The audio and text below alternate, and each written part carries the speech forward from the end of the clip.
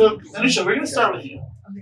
So, the future of exponential technology, you guys have been a main part of this. You built out the entire verbiage around exponential technology and made it popular. But when you originally funded the first XPrize, what were your expectations of what it was going to look like? And what were your thoughts now about how it turned out? What was that delta? What were the changes? Sure. So the first prize actually is the prize that can be credited with, sort of kickstarting this whole new space economy that we see today. And when Peter came to me, Peter Diamandis is the founder of the foundation, and he came to me and said, we want to do a prize, and this is the prize. You have to fly to the edge of space, come back, do it again, and then once you do that, you win $10 million. I said, okay, so you have to actually build a spaceship in your garage and go to space, come back, and do it another time. And then you have to reuse the same spaceship. You have to make sure you don't use government money. And you have to do all of this, and then you pay them the money. And I said, yes. I'm like, what a concept. This is the best way to innovate when there's risk involved, because you basically tell the whole world to go build it, and you don't pay until they build it and demonstrate that it works. So as an entrepreneur, I'm like, wow, I should have done this in my company. I should have paid my engineers. Like, go build this, show it to me. When it works, I'll pay you. So that's why it really, to me, it made a lot of sense. And I still think it's the best way to drive innovation in frontier technologies and high-risk areas.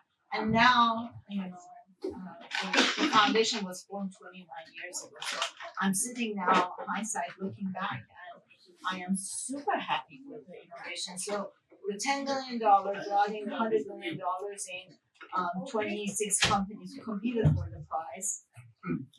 Out of those 26 companies, the winner was Scale Composite out of the US, who went on to be licensed by Richard Branson on Virgin Galactic. Virgin Galactic went public at around $1 billion. So you can see the 10x, the exponential growth in how that 10 million investment really brought in a lot of capital, attention, awareness, and sort of changed the mindset of people that this is possible, that commercial space program is possible. We drove regulatory change, so the group we worked at, SRK, who basically gave launch licenses to XPrize and became the Arnold FAA that gives launch licenses to Origin and SpaceX now. So it really shifted the marketplace completely and created a new marketplace. So I'm super happy. I think it was an excellent thing, and that's why we now do the same thing in 7 domains: in climate, biodiversity, health, space, deep tech, and education, and food wastewater. That's absolutely brilliant. So would it be fair to say that if it weren't for that investment in Hawaii that you made, or that at least that promise of investment, that new space wouldn't exist? SpaceX, Origin, Firefly, Virgin, none of that would happen. Right? I would never say that, because somehow something will have happened. It wouldn't have happened in the timeline that it happened. So eventually, maybe, but that's brilliant. Well, so I'm going to ask you a question, maybe a little bit uncomfortable. I know you're not supposed to have a favorite child, yes, but not counting the first one, of all of the XPrizes that you have done, there's been quite a few now. Which one do you think has had the most impact on the world? It is a very difficult one to talk about. So each one has its own impact and it's important. So maybe pick two. One past prize, and that would be near and dear to your heart. So we did a global learning competition, and it was based on AI. This is again a while ago. We launched it in 2014 or 2015. To have a tablet and to have AI that will allow lessons to be modified as the child interacts with it. So to take a child who was tested and had zero literacy to reading, writing, and basic arithmetic, and do that within a time frame and better than going to school. And that was very successful. Many reports have been written about the outcomes. The winning team, all the finalists have been very successful. The winning team is now in the hands of 10 million kids and learning. And the whole thing was tested in Tanzania in 2,500 villages. And the lives of people in those villages were transformed because not only the child started learning and was developing very fast, but the older sibling and the parents started looking over their shoulders and they were learning with the children. So I visited the villages and I was very happy. And the one that I think will be most impactful right now is our carbon removal at a gigaton level, which is $100 million sort of midway in that competition right now. That's awesome. I can't wait to see who wins that one. It's actually funny. I wish I had that tablet that you guys created when I was in a little village in Zanjiun, which there's an Ahura Shiraz, learning about electricity. I would have loved to have that tablet. Obviously, things worked out differently. But Ryan, I'm going to push it to you now. Obviously, you've been very successful. You've built companies. In order to build companies and have that level of success, you have to be relatively good at predicting the future, right? You have to not only shoot a target that other people can see and hit a bullseye, you have to be able to hit targets that nobody else can see that hasn't even come around the corner when you fire off the arrow. So as you now look forward in the future of exponential technology over this next year or next 2 years, what are you seeing? Oh, it's a big question. I think a lot is changing, and I'll veer a little bit from the from AI.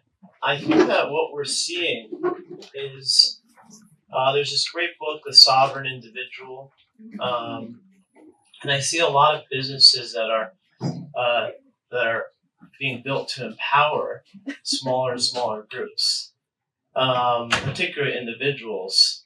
And so what I like to invest in is businesses that go in that direction. Another thing that I'm seeing, I consider myself, fairly or newly spiritual guy, and I think I'm seeing this also kind of higher consciousness around consumers. And so what we're seeing is every new breakout brand company is promoting not the fact that they're cool in the traditional sense, but the fact that they're cool in the sense of the products are good for you, they're sourced ethically, here's how they're sustainable. And so I think that we're also seeing consumers start to care more about truth than cool commercials as well. So I'm focused a lot on consumer right now. So that's my consumer perspective, my AI perspective I can talk about as well, but I'll keep Well, so going is that part of the reason you founded Love.com? Yeah, so my new project is called Love.com. And, I don't think we're going to change too much about the planet until we change how we spend. Every dollar we spend, you're supporting a corporation, their value system, their work labor practices, their manufacturing practices, their sustainability. And so we come to a conference like this once a year. We vote for a president maybe once every 4 years, but you literally vote every single day with every transaction. And so the problem right now is to be a conscious consumer is just too difficult. If you want to, buy non-toxic deodorant or upcycled furniture or organic toothpaste, you got to do all this research and homework, and you go on one site and maybe you can get that one product, and you got to do all this research and go to another site for another product. Shopping on Amazon is way too easy. And so the goal is to make it just as easy. I spent the last 10 years making shopping easy with Bolt, and I was just like, I really just want to build the next Amazon. And so Love.com, we just launched it. We ship to US right now. It's got every category: bedding, math, beauty, baby, pet, clothing. We're adding tons of products. So this is my crazy idea that I have right now. Yeah. That's awesome. Well, so you're taking on Jeff, which is a ballsy thing to do. So you used to work with Jeff. I mean, you built. So when Jeff came to you and said, "Hey, we want Good luck, to," Bryan. when he said, "Hey, we want to go into space and build these rockets, and we have $1 billion budget," now they're spending about $1 billion a year. Yeah, I don't think Jeff's got his eye on the retail ball, so you might pull it off. We finally got it back out of Amazon to get in space. There we go. And I'm not interested in space. Yeah, Well, so going back to you then, Pablos. So we were talking earlier. Thank you for sharing your thoughts a couple days ago on our stage as well. Or I guess that was yesterday. Time is flying. I feel like it's already been a week. You were talking about some of the investments that you make, and you invest in hackers and brilliant people that are impacting the world. How do you determine that? How do you figure out who's actually going to impact the world and engage in exponential technology in an effective way? The way I think about it, technology always wins. So there's no point where humans like invent a technology, develop it, make it cost effective, and then decide not to use it for more than a couple generations.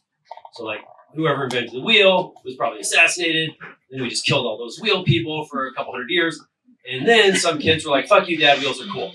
And ever since we've had wheels. And that's kind of the life cycle of a technology. So we get very frustrated because a lot of these technologies, if you're in the tech industry, we're at the kind of junior high stage with them, and they're not being adopted as fast as we want sometimes, and the potential is not being realized. We get on the wrong fork of history. So I just cheat. I basically look out 100 years and say, okay, well, 100 years from now, would we use this new technology, or would we keep doing it the way we're doing it now? And that kind of helps you orient and answer whether a technology is worth doing. And so I invest in the technologies first. Every other investor will tell you to invest in the founders first, and that's cool, but I invest in the technologies because that's where you get your exponents from. Every time humans level up, it's because we wield a new technology that lets us solve problems at a larger scale. And so I think that it's very important to develop a lot of these things and then figure out which ones are good for future generations to put to use. So I just throwing that stuff into the toolbox. That makes sense. Let's double click on that. So what do you see as the exponential technologies that are going to have the biggest impact over the next several years? Well, obviously, in our lifetime, the thing that was exponential was computers. And that's still very true. We're still very much at the beginning of figuring out how to put these things to use. And there are times when we're sort of computationally constrained. And the weird thing is, we got past that. And in our lives, we got past that, a decade or so ago. We all got gigaflops in our pocket, and our kids are turning themselves into moose and bunny rabbits with Snapchat filters because we don't know what to do with all the computation. And so now we're at this point again where, oh shit, we're computationally constrained again because we figured out something we can do with a massive amount of computation. So we're going to live through that for the next 5 or 10 years, and eventually we'll overcome it again. But the point is, that's an easy one because it is by definition sort of always exponential. But the truth is, almost lots of other technologies can give you a 10x multiplier. When you look at what happens in most industries, you have engineers trying to make it 1 or 2% better. I don't do that. I don't try to fix industries. I'm looking for the breakthrough that can make it 10x, 100x, 1000x better. And we get those all the time. It just takes a while to bring them to life because VCs are mostly just funding SaaS holes and not backing the actual tech. Our tech industry is just a software industry. So now we call it an AI industry, but that's just software. So there's other cool shit out there. So see me after work. I feel personally attacked.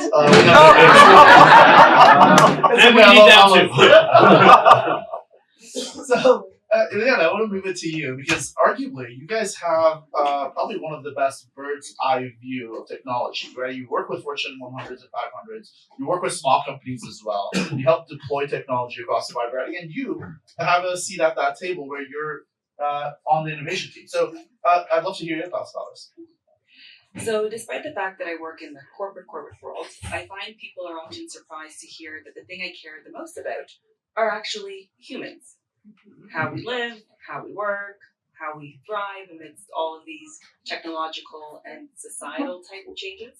So rather than talking about the discrete emerging technologies that are out there, because there are plenty of people on this panel who can do that really well, what I'd love to do is share some of our recent thinking. And really it's this idea that technology is becoming more human by design. And that's actually going to have profound implications across the patch. Whether you're talking about AI, because we can't have this panel discussion without talking about it, it's all through the promenade. There's all of this discourse around the future of personalization and agents, AI agents. So as a fun story, I actually have an AI digital human twin of myself that we've been building. Her name is Lila. She looks like me. She sounds like me. I've trained her on 6 hours worth of my voice, including reading 2 hours worth of obituaries, so she could learn the sad intonations, and reading children's stories generated by Gen AI, of course, so she could learn the happy intonations. And the idea is that we'll be able to use these extensions of ourselves to tackle some of the parts of the workday that don't actually make sense for the human to do. So as an example, I get asked at least once a week by a client or by an internal person a question along the lines of, hey, we're doing work with this retail client, and the problem they're experiencing is ABC. Have you ever done work in this domain? And rather than me racking my brain and going back to 2019, what we did before the pandemic, they should, in theory, be able to ask Laura that question, because we've fed her the last 5 years worth of case studies of work that we've done inside of the Innovation Hub in Canada, and not structured in one really simple format, but you should be able to respond. And we actually have Tamara somewhere here in the audience, who's the wizard behind the scenes building that out. Now, this isn't just a fun play thing. We've started taking Lila to various conferences where audiences could do Q&A with her. And over the weekend, I got an email with an invite to speak at a conference. But the invitation was not for me. The invitation was for Lila to join as a virtual panelist. I never thought I'd see the day where I was fielding requests for two of us. But when you extrapolate this into the broader corporate workforce, which employs a significant portion of the population, and the responsibility of the humans around training these AI agents, around setting up the infrastructure, the protocols, the procedures, and always having that human in the loop, you have entire enterprises that are completely reimagining the way that they operate, what business they're in, all of their IT infrastructure, and the rest. That's going to be pretty profound. So that's just one of the trends that we're tracking as part of this technology becoming more human. Is Lila single? We're actually doing a hackathon as we speak right now, internally, to come up with ideas. Hackers here. To come up with ideas of all the different use cases, because once again, we want to use technology to make life better for humans and building a world that we actually want to live in. But the other very quick story around the technology becoming more human is in health tech. So all these wearable devices, I'm obsessed with my Aura Ring, but soon all the brain-computer interfaces that will help people better manage their prosthetics, or help people with eyesight issues navigate through public spaces. So that's really the angle I'm most curious about. So how do we know that you're actually the real Iliana and Lila? Are you just a really convincing android? I think I'm the real one, but we now have Lila existing in a 3D format through one of our partners. And so, yeah, no 3D glasses needed, and in the future, you'll be able to just talk to her in 3D. She's somewhere else saying the same thing right now. Yeah. I was going to say, that sounds like something an AI would say. So are you concerned at all that Lila would take your job at some point? We keep hearing about AI taking people's jobs. Or do you see it as an extension that enables you to become 10x more productive, have 10x the number of conversations simultaneously, so that you can focus on the most important work that AI can do? It's an augmentation. And the World Economic Forum recently published a report where they broke down jobs into one of four categories: those that are at the highest risk of automation, those that are most ripe for augmentation, and then those that are at low or no risk of artificial intelligence coming in. And this is based on an analysis of 19,000 different job tasks. So one of the biggest data sets that we've looked at. In business, it's common to say that as a leader, you can't get promoted until you've delegated and you've essentially moved yourself into a new type of role. And I see technologies and the advances in programs like Lila as an ability to get me more time back. I was at a cocktail party just before the holidays, and this gentleman comes up to me and says, "Oh, by the way, let's call him Bobby and Johnny, we're having a conversation with Lila today." And my question was, who's Bobby and who's Johnny? So this person explained their roles and mentioned that because I had been in a conference room presenting, Now it's a party. I'd been in a conference room presenting to a bunch of executives, and Lila and I were having the back and forth, and I had left and she was still on the screen. And so these other two gentlemen happened to be in the room afterwards. And they're like, "What's that?" So then they had a conversation with her.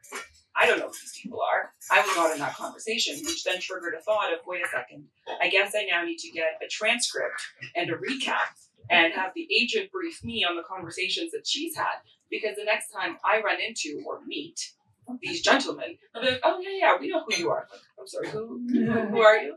So we're writing the playbook around how to navigate these domains as we go through it. That's brilliant. So I want to go back to something you said in Anousheh, because you were talking about the World Economic Forum, the jobs that are being replaced. We just saw yesterday the Wall Street Journal published something that 5% of jobs this year are going to disappear. We've seen a whole bunch of tech companies announce massive layoffs. What are the downstream impacts of this? I mean, these are jobs that are ostensibly being replaced by people using AI, right? Absolutely, and I think short term we'll see a lot of what you described in the applications you described, and that will help us. We feel like we have a job that's next to us, and it makes us smarter, more productive. It gives us back some time. But if you look at this at the global level, first of all, this technology is not available to everyone. And the other part of this is going to advance to a point that if we're only driven by corporations that measure productivity and profitability, then at some point they will say, "Well, you don't own Lila, and she seems to be better than you. I may not really need you." And this is not happening at blue collar jobs. This is going to actually happen. The smarter the job, the skill set is, the faster it will get replaced. So all these questions about how it will at large impact society, and if the need for a job. So this is not just reskilling, because there will not be enough jobs for all of us. We have a continent that's growing 10 times faster than the rest of the world in Africa, and that by 2050 we will have 1 out of every 4 people will be from that continent. And it's a growing continent. They don't have access to the same resources that we do. How would that impact that continent? If there are not enough jobs needs for human labor, then we need to rethink the society. I'm not saying this is necessarily bad, but if we don't deal with it in the right manner, the right approach, it will create chaos in society, and we will see the consequences in how we saw globalization affected and what the aftermath that we need to deal with now. So it's smarter if we look at this long term and understand how fast this is moving and how it will impact the society, and not give us enough time to deal with the consequences, and instead try to think about, what if job is not a necessity for survival, but it's a choice that we choose. We want to do something because we want to do that thing, not because we need to do it to pay our rent or pay for our car. So those are the type of questions that I think needs further conversation, amongst large corporations and the ones who are building these technologies and governments to make sure that there is a way to make sure that this doesn't just put more zeros in the bank accounts of a few, but it's something that elevates the society as a whole. Sure, no, that makes a lot of sense. Looks like you want to say something. I want to say something. I think we're basically halfway there. So, before the Industrial Revolution, everybody just had to work to keep us all going. And we invented free time when we invented, like, the steam turbine, right? And it's not like we squandered it. We were very industrious, and then we invented, the entertainment industry. Books, movies, music, elections, video games, all the things we do to fill our free time. I love that you included elections. And these are things that didn't exist 100 years ago, more or less, right?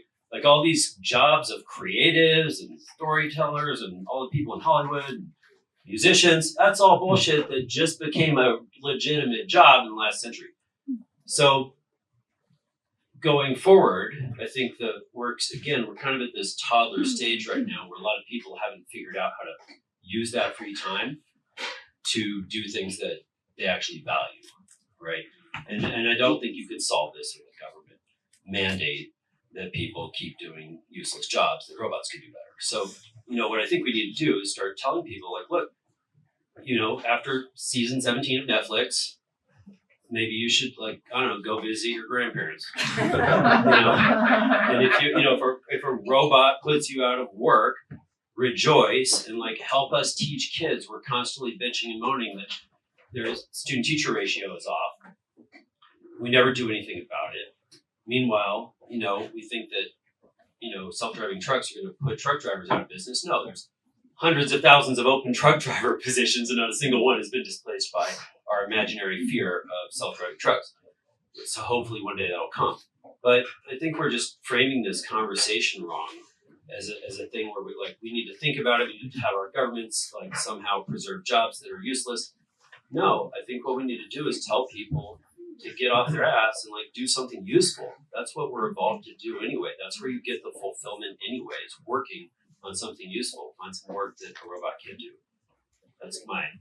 You guys can just run me out of town after this. But also enjoy your free time. Yeah. The whole premise of the Industrial Revolution was this idea that you're not going to be toiling as hard, and we have this premise of you'll have time back. But yet we end up in the inverse where we have hustle culture and burnout, which is one of the biggest issues facing the workforce. So I would actually argue that we should be excited by the extra free time that we would get. And because we're humans and because we're instinctively creative and we'll want to go and build, we will find lots of other ways that we can add value back to society. I don't think anyone's going to be sitting around twiddling their thumbs. Well, so that makes a lot of sense. Look, over the past 3 industrial revolutions, although twiddling your thumbs would be fascinating, it kind of reminds me of, I used to have these 2 kittens and I used a little laser pointer to keep them just entertained for hours. And then I realized that... Who is being entertained? The cats or you? Well, I was doing for hours, but then I realized that when I sit in front of a video game, it's exactly the same thing. It's just a bunch of lights and right? So this is the 4th Industrial Revolution. That's what Klaus Schwab called it and coined that term. There's an argument to be made, and I want to hear your perspective on this, that in the last 3 industrial revolutions, we invented new jobs for people to do, to your point, Pablos. We found new things to keep people interested. We found new jobs that would provide value to society. Do you think that there's a possibility that that will happen again, even if we don't know what those jobs are? Or do you think we're going to have a number of people that are just hanging out and everything is taken care of for them? If you're looking at 2 to maybe 5 years, yes. If you look beyond the 5 years, no. Because I cannot think of anything except the fact that where human touch and compassion is needed, like your care in your healthcare industry. You can have a robot with Gen AI capabilities there to take care of every need of that person that has lost capability or they're older and they're not able anymore. But they need companionship. And even that, I would argue that to some level, artificial sort of solutions can fill that gap. But it's not the same as having someone be there, have a cup of tea with you. So those type of things, yes, but no one's going to pay necessarily for that, and there's not going to be enough of that type of jobs to make a living with. So I think we need to, I'm not against people working. I'm not saying people will sit there and waste.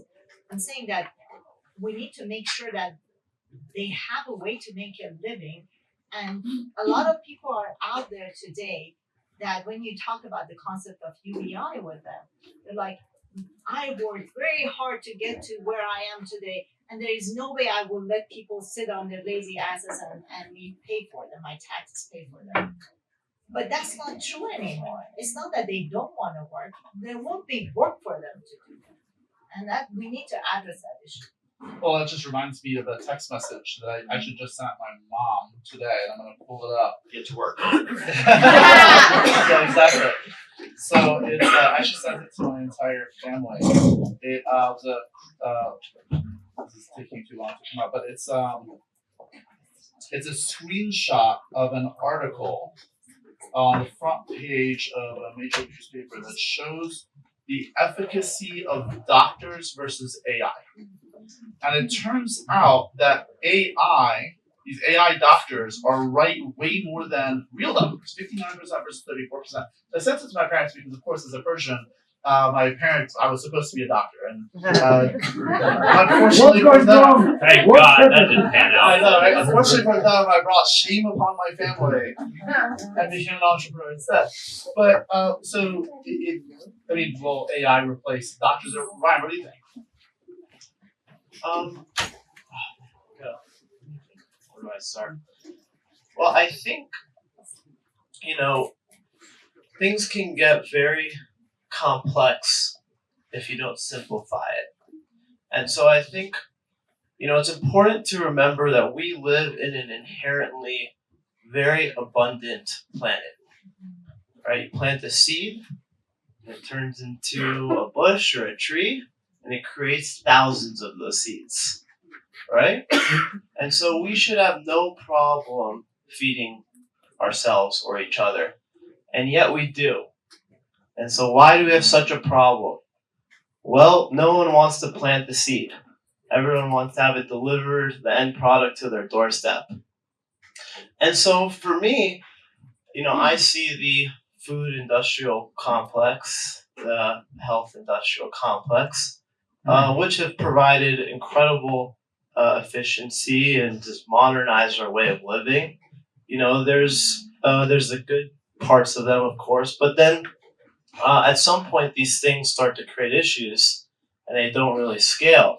And so there's this great episode of South Park where the local handyman, all of a sudden you can't hire him.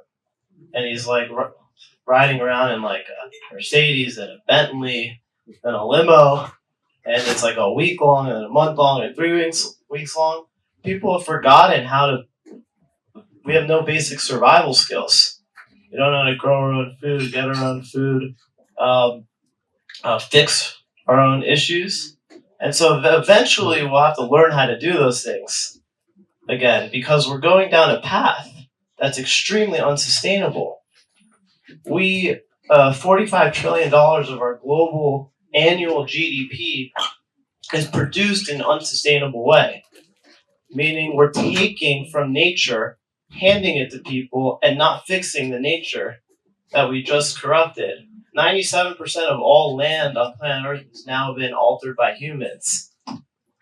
This used to all be natural habitat, right? Everything we see and we walk on used to be natural habitat. It's now destroyed. And so I think we're here because we care about the future of the planet. And for me, I'm a lot less interested in artificial intelligence. I'm much more interested in how do we get back to nature, right? Not become more artificial.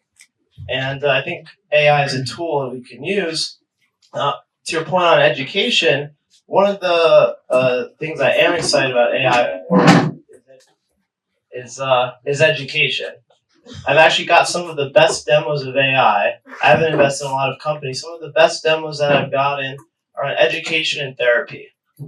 And these demos have really blown my mind. And so I think this is one of the most scalable, useful, important applications of AI that we have right now. Teachers don't scale. Yeah. Therapists don't scale. Computers do. Yeah. Doctors also don't scale, but I want to go back to your point, Bryan, around the medical world. So I happen to sit on the board of directors of a major Canadian hospital, one of the top 25 globally. And I can tell you that we are very heavily leaning into the subject of AI, but not just AI, but also things like the virtual reality simulations, because we know that there is so much more work that could be done. We are not going to have more nurses that get magically parachuted from the sky down. And in the province of Ontario, we have almost a 20% vacancy rate in nurses. That means when you show up to a hospital, 1 in 5 of the practitioners that is supposed to be there to take care of you is not actually there. And we can't hire enough nurses because they don't want to work a 12-hour overnight shift, to your point, because it's grueling, hard labor. So this is an example of where you can use emerging technologies as a tool to augment that work so that A, you have the workforce to take care of the people who need it, but B, to also advance the future of research. There is so much we do not know about the functioning of the human body, about the functioning of the human brain, that we need to do research. And these are tools that are going to allow us to accelerate that research. I think those are all really worthwhile pursuits.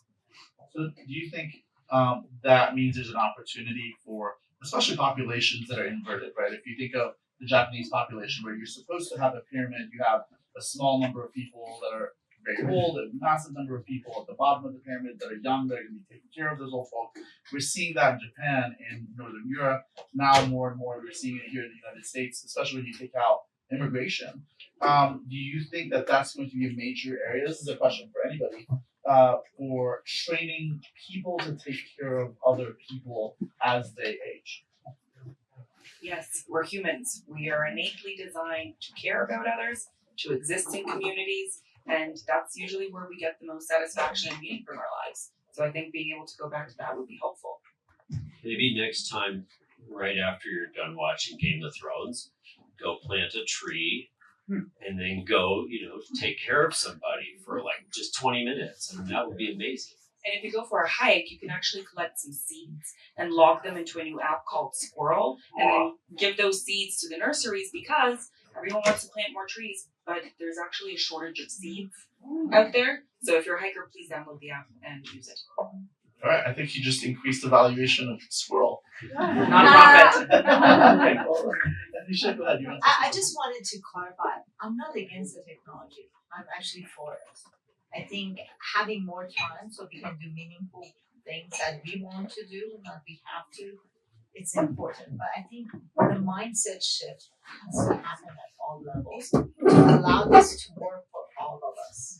And I think if we don't do that, it will be a failure on our part that we didn't put this technology to the betterment of humanity and our world to help our planet. Because there is a way to do all of that, but it requires focus and attention, and not hand waving and saying it's going to happen like it happened before.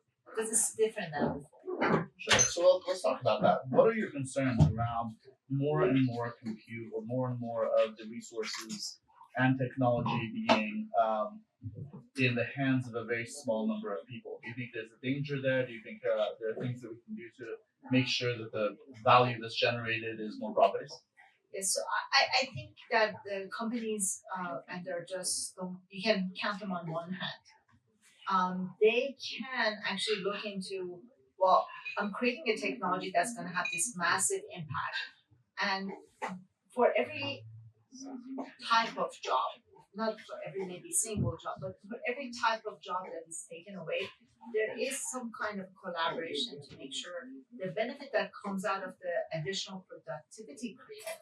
So all these, replacements, they can perform much better than a single human. So our productivity actually has a potential to go higher. So there will be more income generated. We saw that actually during the pandemic. During the pandemic, the shift to digitization in a lot of technologies, including education, happened at much faster rate. What happened? The companies who were in that digital world benefited. Like a lot of the businesses had to shut down. All the human-based businesses had to shut down, and these digital technologies, make massive profits. So the same thing could happen here, but instead of just saying, okay, I took advantage of it and we profited from it, make sure that some of that is, invested in communities to help, subsidize or create a way for those who are impacted by it to be able to have a living life, and not as a handout. I think this notion of it's a handout has to go away, because it's not a handout. It's part of, when there is disaster some part of the world, we go and help those people, not because it's a handout, but because there is a need and we're humans and we live in societies that are, collaborative. So I think that mindset shift is what I'm looking for, because there's opportunity. We live in a world of abundance. You're absolutely right. But it's not an equitable world of abundance. How can we make it equitable? Because there's more than enough for all of us. And with the technology we're building, it will be an abundant world. Abundant energy, abundant food, abundant water. We don't need to fight over these things anymore. So how can we make sure it's distributed equitably so we can all live in peace, which is what we don't have right now. We're all worried about what's going to happen when the world's going to fall apart. I'll just dig a hole for you guys to bury me in. The most democratized technology ever is computers. We have them. Kids in Africa and South America have them now. They have internet access. The job isn't done. We still have work to do to get it to everyone, but we did that in our lifetime. That's not 1,000 years. Like, we just did that. And I know we want to throw all the profitable corporations under the bus, but it was profitable corporations that made that possible. And we all waste a lot of money on iPhones and Teslas and all this cool new shit, and that's kind of our job. And that's our role to play in this ecosystem, so that we can figure out which of these things are good, raise economies of scale, and make it possible for everyone to enjoy them. There's no AI company that wants just the market of rich people. Every AI company, I can tell you, wants the market of everybody on Earth, right? And you can even see that happening now. Even the AI companies we have now, which I have very little love for, they already, make their product free to people all over the world. Facebook is free to people all over the world, even though we're the only ones that they make money off of, right? And the AIs will be democratized as well. Those transformers, they published, they didn't patent, so we all have the same tech right now. Nobody's invented any miraculous shit since then. So right now it's a level playing field. Kids in South America have the same computers, the same OS that I do, the same database, the same programming languages. They have the same transformers. They have everything that I do. Now, they don't have the same history with the education. They don't have the same experience with the technologies and all that. But these things, do democratize very well. And I think that there's a lot of hope that you can take in that. We will have every kid in Malawi is going to get a tablet with an LLM in next year. Who's going to send them that? Well, we're actually doing that over here. Yeah, they're doing it. For every license that we sell to corporates, we give away a free license to members of underserved communities. It's a charity. That's not a charity, because you're saying it's subsidized by these corporations. He's making money off the rich guys, giving it to the poor guys. And then we partner with organizations that have the hardware and the internet, so they have value that they get out of being. And when they become a viable market, he'll make money off them too. I know, but I'm saying that this model works to a certain degree. But if we really talk about how many people don't have access to all this, I just came from a panel where ITU has launched this Giga project to bring internet to the school. We're still today talking about bringing internet to schools in Africa. We're just impatient. That's what you're describing. We're impatient. And How long because the have job's we not had done. access? How long they're behind the curve, because just now we're talking about giving them internet. We're improving their lives faster than ever now, Why can't than we we ever improve have. everyone's life? No, at I the told, same but time? the way to do that is to advance these technologies faster. But if it's not affordable and accessible to If they don't everyone, get affordable until you advance them and make money off the rich people so they get cheap enough for the poor people. We have to go through I that think cycle. that model worked in the past. No, that still works. I don't believe it. How will do you work. skip it? Give me one example of how you can skip any of those developmental phases that a technology has to go through. Because if you're producing them fast enough, Uh-huh. then there is no need to put a high value on it anymore. So you can actually make it up. So if energy is free, Right, so the marginal cost of AI will go to zero very quickly as we raise compute and as we make it available. but the control of this compute, the transformer model that you're talking about, this runs on massive computing that is only controlled by certain companies. And if they decide that tomorrow this is not something they believe in, they can decide to shut it down or not make it available. Elon, who I really respect in some ways, has Starlink, decided that he's going to shut down the Starlink over Ukraine. This is a national security of a country. One person made that decision without consultation with anyone else. This is what I'm talking about when the power is in the hand of the few that impacts the You world. would rather he not make Starlink in the first place. No, I'm Exactly. Right. saying that the powerful technologies cannot be controlled by individuals. Well, there should be a Let's pause here real quick. I want to bring both of you guys into this as well. What do you guys? And by the way, this is incredible. No, you can run me out of town. I promise. There's nothing more annoying to me in panels where everyone just agrees with each other, right? So this back and forth. I want to get some popcorn. I love this, but I want to bring you guys into this conversation as well. What are your thoughts about the back and forth that we're having? So there's one quote that jumps out, and it's the one that says, "The future is already here, it's just not evenly distributed, yet." So I do think that a lot of the distribution questions will get solved in time. The question is just how patient are we willing to be inside of that process. Yeah. And the other piece I would say is, to quell some of your concerns, a lot of the corporations that are engaging in the AI and exponential tech progress also recognize the need for ethical AI and baking that into everything that they are doing. So I can confirm that we are in discussions or doing work with a lot of corporations, helping them design ethical AI frameworks to answer some of the questions that you've raised around what's the impact to your end users, what's the impact to society, what are the externalities, because there are of course risks involved with going down this terrain, but boards of directors are increasingly realizing that there's also the risk of doing nothing, to your point, right? Do you want Starlink to have existed in the first place, yes or no? I think the answer for most people is yes, that they're much happier having that technology be accessible. Well, I can say from a personal example, and obviously I'm not one of those people in a sub-Saharan village anymore, but I live in Puerto Rico, and so our internet is terrible at best. It constantly cuts out. It's not terribly sustainable, and so I did get a Starlink, which gives me access to that. And not to defend Elon, but he is making internet available in rural areas that have never had access to. I love that project. I love Starlink. I'm not against technology. I'm just saying when you have a powerful technology, you should have a decision making around it that is not run by one or two individuals. What do you think that should look like? And I want to jump to you in a moment, Ryan. But before I do, Anousheh, what do you think that should look like? I'm for open technologies. I'm for open development where you can create a version that you control. There should be access to the same technology if you don't want to subsidize the cost of putting Starlink over someone else's country or have duplication of that network.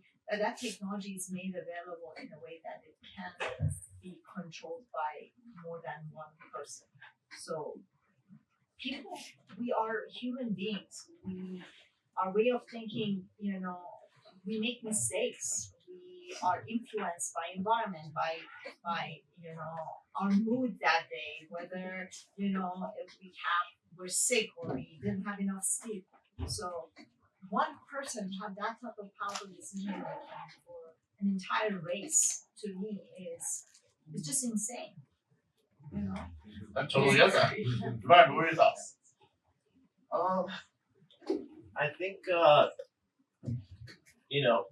the technology is just a technology. I know this is cliche. It's how you use it. So, I've been big on crypto since early days. I know we have a lot of friends in Puerto Rico, and there's kind of the real deal, Can right? you tell us how you use it? I'm fascinated how you use crypto. Yeah. Let's not get into that conversation. That's a whole other conversation. You raised it. Let's let Ryan finish. Yeah, I mean, I think they're the people who really care about the broader implications of it, and then there's 99% of projects which is just doing things because you can, and they may have some run, but they don't really last. And so, I think the same thing applies to AI.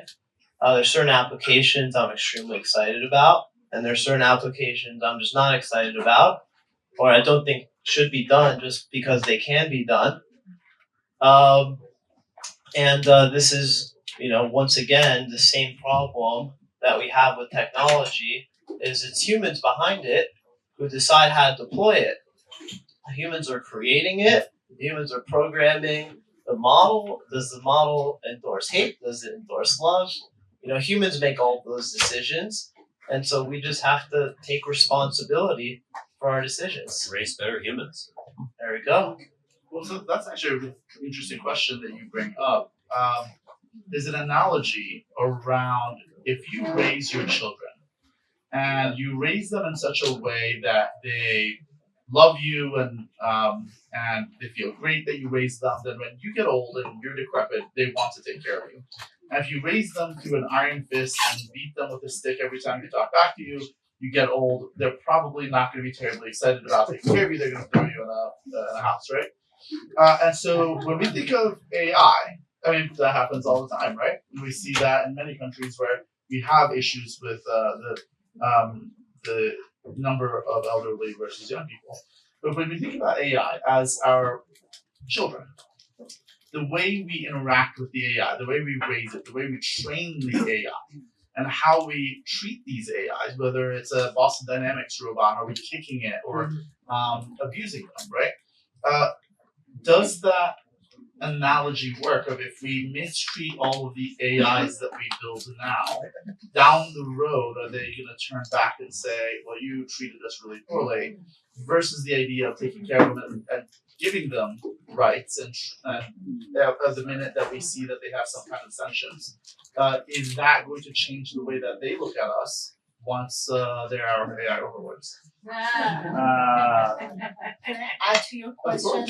Think about there's a whole part of society that's developing right now that they're saying these AIs are sentient. They have rights. We can enslave them. How do you deal with that? Robots can only do what we teach them how to do.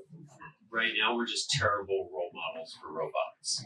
Okay, and the most, I think, important aspect of that is that we're really bad at stack ranking our values.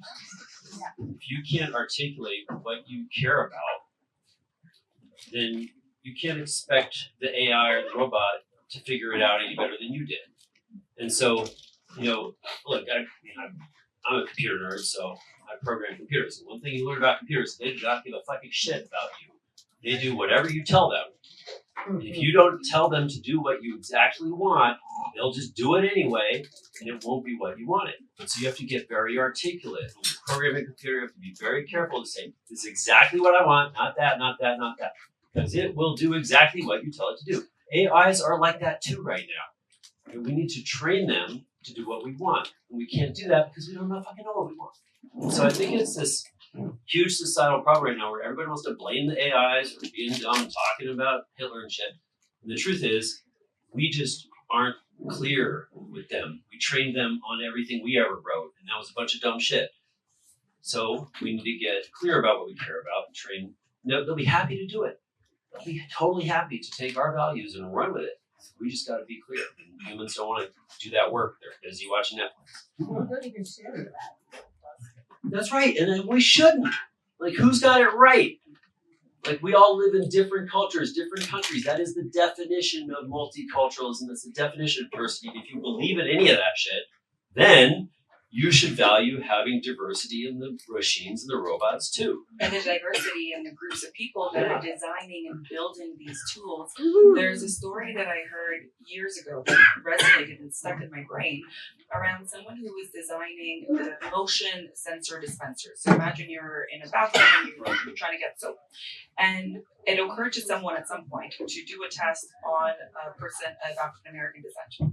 And it realized that the sensors didn't work because they didn't have anyone on the team building it who had ever thought about the light and how it would react to a darker colored pigment.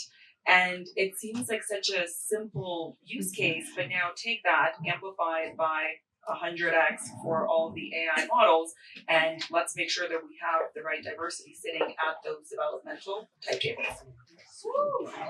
Yeah. It's not again, I know you guys did very good. It's not as bad as it sounds, because somebody sticks their hands in the sink, figures out it doesn't work, we run system update, and it works from then on. Like, we can iterate on these things, and the faster we iterate, the faster we, solve these problems before people are offended by their sinks. I think that, we want to sit here and imaginary problem. We suck at that. We'll imagine all kinds of problems, but what we suck at is imagining the solutions.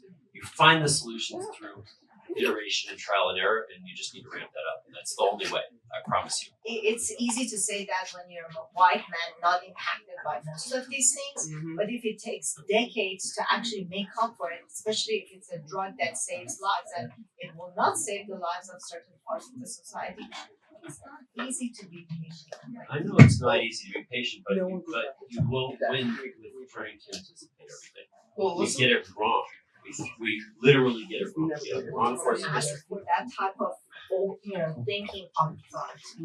It's not too much. It's not about predicting every possible outcome, because you're right, we can't predict every possible outcome. But you also don't want to end up in a situation where it's not a low-risk scenario, i.e. soap dispensing, but it is something that's more mission critical. But so long as the organizations that are building these systems have responsible AI principles, that's really all you can ask for, where they're stopping and asking the questions to avoid any worst case major at scale externalities. I think that's really what we're asking for. Well, there are specific examples of that, right? So Google has this incredible technology for facial recognition. One of the challenges, though, in the early days is it worked really well for white males. It worked somewhat less well for white females, and it worked really poorly for people who have melanin in their skin. And so police precincts started using this technology to identify perpetrators of crimes. Now, unfortunately, what happened a handful of times is it misidentified people of color, and as a result, SWAT teams busted down people's doors, the wrong people's doors, and some people got shot because they thought that there's a criminal that had committed horrendous crimes. And so, a couple of years ago, I think in 2021, I hosted an event on Necker Island where we brought together with Richard a whole bunch of the top AI people from all the major companies, OpenAI, SpaceX, Apple, Amazon, Google, basically everybody except Facebook, to have conversations around what does ethical artificial intelligence actually look like? How do we design with that mindset, and how do we make sure that the underlying data is correct? How do we make sure we protect people's data and so forth? And now, of course, over the past couple of years, we've had this raging conversation. We have governments come in and regulate it. I mean, we saw here in Europe a bunch of bureaucrats try to regulate it, and we saw what happened with GDPR, right? What did GDPR do other than force us to hit accept all cookies every single time we open a website? Like literally nothing, right? Just added time for every time we open a website. And so I know within the AI space, when we talk about this regulation that just passed here in Europe, we all laugh about it, right? It's just, okay, well, I guess Europe isn't going to be a market for most of the AI that's created. And so what is that for all of you guys? What do you guys think is the balance between industry coming together and figuring out how to come to common sense solutions on how to mitigate the worst externalities and risks while simultaneously not slowing down innovation or killing innovation, and also at the same time not creating regulatory capture? What are your thoughts on both sides of that equation? Ron, you want to start? Sure. I want to talk about the real AI, which is our ancestral intelligence. So we are all beings of ancestral intelligence. There are many other forms of intelligence out there. I also believe in plant intelligence, right? And so I think if we look at all these sources of intelligence, we have to stack rank which are more important right now. We're talking a lot about artificial intelligence. It's an important tool, but how can we tap deeper into our ancestral intelligence? Because that needs to come before the artificial intelligence. That always needs to reign superior to the artificial intelligence. Otherwise, we're going to become an artificial world.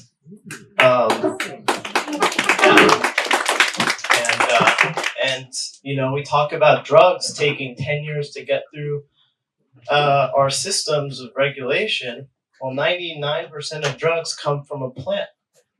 Chemicals extracted in the name of science, ideas taken from the native people, and you know, trials run for a decade where we already know the outcome. And so, you know, there's a lot of common sense that I think we need to reinstill into this whole discussion. That's what I've said. Beautifully said. What does everybody else think? Who wants to jump in? So I think there is you see a lot of the leaders in developing these technologies themselves coming up and saying, hey, let's wait, let's pause. Not stop, but pause and slow down so we can have time to think about it. Because it happens so fast that even they can't understand how they can make sure it goes in the right direction. And there is a level of black box inside this technology that's being developed that we don't understand fully how it's learning and developing and growing. So I think when the leaders in this technology are asking for a pause, I think it's prudent to say, okay, let's do that and let's talk about this, one. And two, I think we need to really think hard about the use cases that we are spending time to develop and be very diligent about it and make sure we think about the potential risks and reward portfolio of these types of use cases. So if we don't spend that time right now, I think you know, we'll have bigger problems to deal with. So those would be two suggestions. That's awesome. I just want to use an example.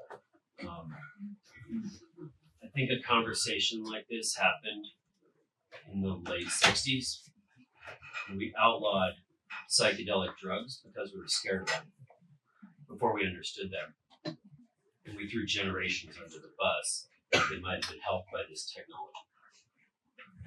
And now we're just learning, oh shit, we outlawed the wrong thing. And we made all kinds of drugs that turned out to be real problems, and they were legal. But the ones that might have helped, we weren't even allowed to research. We made the wrong choice in history.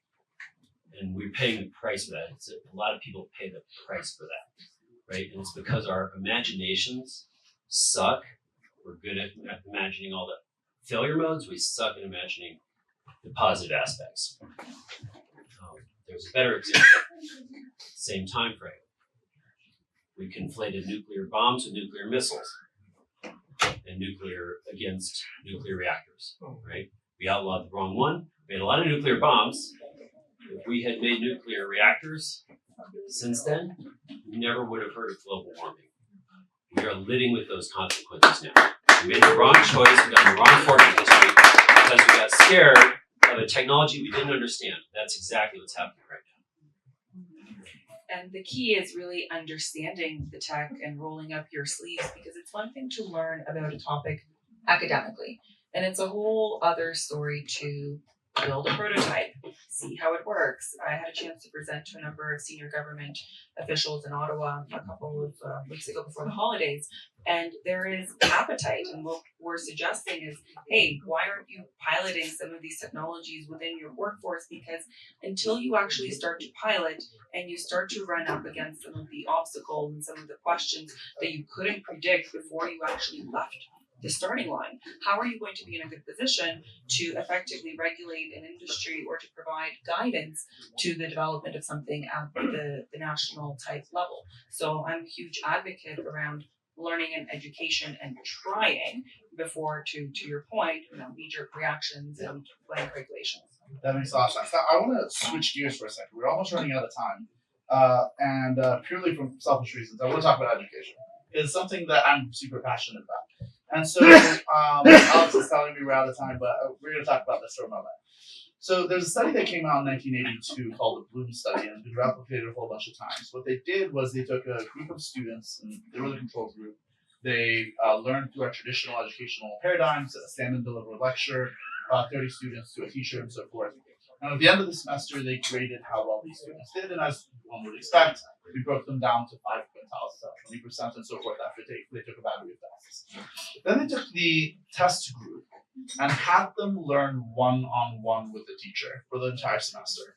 And they gave them the exact same battery of tests. And what they found is that 90% of these students in the test group that learned one-on-one scored, when they took the exact same test, they scored in the top 20th percentile of the group that learned through our traditional stand and deliver lecture format, which to me says if you discount the bottom 10% and look at the delta, the 70%, the students who learn through our traditional methodologies in traditional schools that don't perform well, it's not necessarily that they're failing, it's that the system has failed to convey the educational content to them in a way that resonates deeply with their unique ways of learning, right?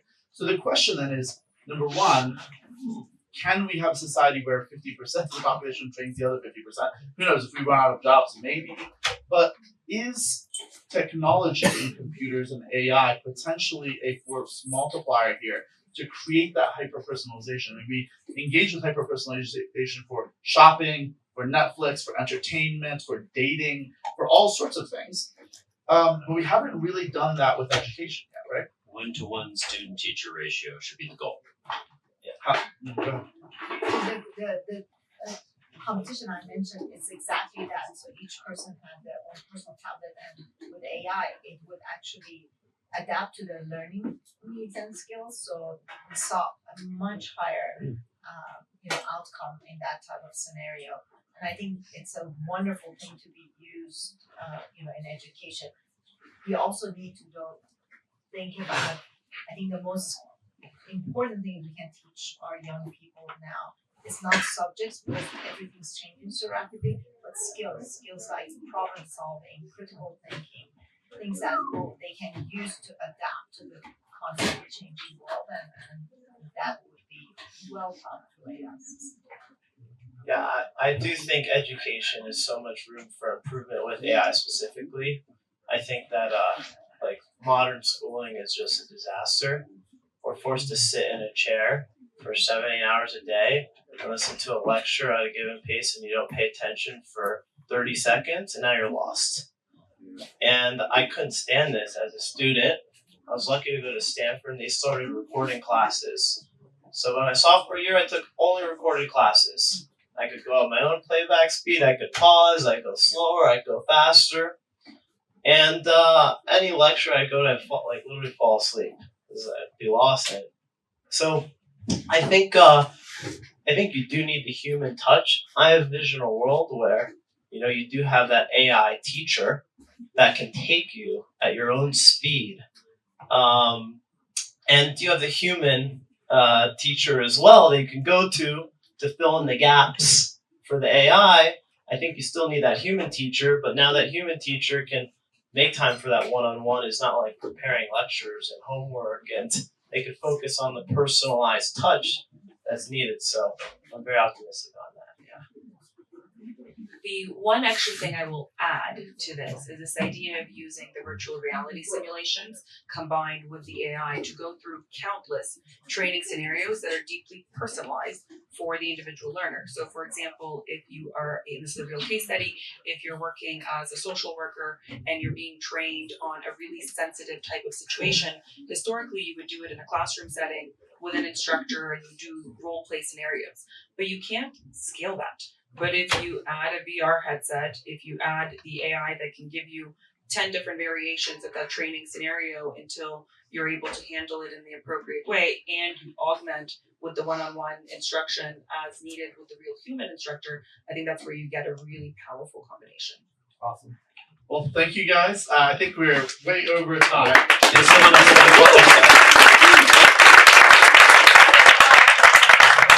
I just want to say one last thing. Look, we're not on different sides here.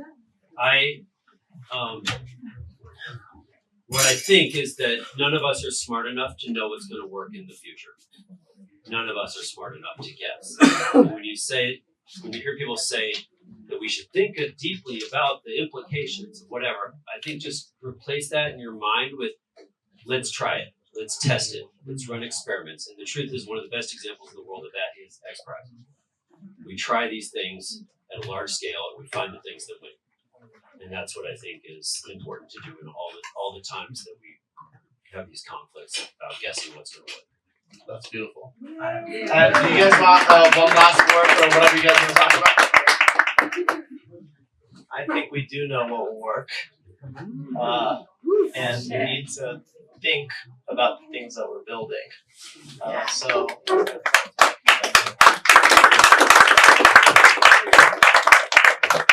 As we build all of this technology for humans, there's one thing that's missing, which is we don't really understand ourselves as humans as much as we probably should be. So I'm predicting that in the next 3 years, introspection and reflection are going to become much larger parts of our days. Tell your kids to get jobs in robot. Anousheh, do you want to wrap us up? I guess one last word, because I am an optimist, believe it or not, and I am a technologist. But I just hope that we can put all this creative power and amazing energy that's going to everything toward bringing peace to this world, because I look out there and there's a horrible election ahead of us and I'm scared. So I hope we can find a way to make sure we're all doing all the things we're doing responsibly. Thank you. Thank you, Anousheh. One of the things that we're attempting to do, this is what I've dedicated my life to over the past 6 years, and the reason I came out of retirement, is to 10x the number of educated people in the world. If we look back throughout history, 200, 300 years ago, about half of 1% of the global population had a meaningful education. You were usually the sons, and specifically the sons, usually not the daughters, of kings and queens and dukes and chieftains. As a result of the education system we built over the past several centuries, we've increased that number to about 6.6%. So it's taken us about 300 years to 10x that number. And so with emerging technology and with exponential technology and with incredibly brilliant people working on solutions, I believe we can 10x that number over the next 10 to 20 years. And the question I ask is, what happens when we 10x that number? What happens when we 10x the number of scientists and researchers and medical professionals and entrepreneurs and roboticists and futurists? I think we can solve most of the problems that we face. I think we can solve most of the SDGs, most of the global grand challenges, and create a world that we can be proud of to leave to our children. So guys, let's hear it for our incredible panel.